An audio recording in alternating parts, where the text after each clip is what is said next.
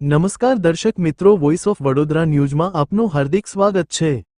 વડોદરા શહેરના વોર્ડ 14માં આવેલ સુલતાનપુરા મંદિર પાસે વોટિંગ માટેની સ્લીપ માટે તથા મતદાર યાદીમાં નામ માટેના ટેબલો પર ખુલ્લો આચારસંહિતા તથા ચૂંટણીના નિયમોનું ભંગ કરતા ભારતીય જનતા પાર્ટીના સિમ્બોલ તથા થેલીઓ પ્રતીકો મતદાર યાદી પાસે દેખાતા મીડિયાના કેમેરામાં કેદ। શું સત્તાપક્ષની સરકાર છે અને સત્તાના પ્રતાપે આ યોગ્ય છે કે પછી સત્તા અમારી સરકાર પણ અમારી? આવી વાતો લોકોમાં ચર્ચાનો વિષય બની છે। શું આ ચૂંટણી પંચ કે ચૂંટણી અધિકારીઓને દેખાતું નથી કે જોઈને પણ આંખ આડે કાન કરવામાં આવી રહ્યા છે? આ તો ચીટ ભી મેરી પટ ભી મેરી સાબિત થાય છે। હવે જોવાનું કે મીડિયામાં આ પ્રસારિત થતાં પણ કોઈ પણ જાતની એક્શન લેવાશે કે પછી જો હોગા દેખા જાયેગાની સ્થિતિ જ રહેશે।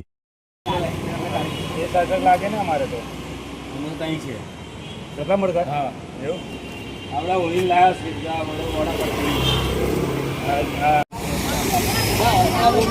આપને નંબર દી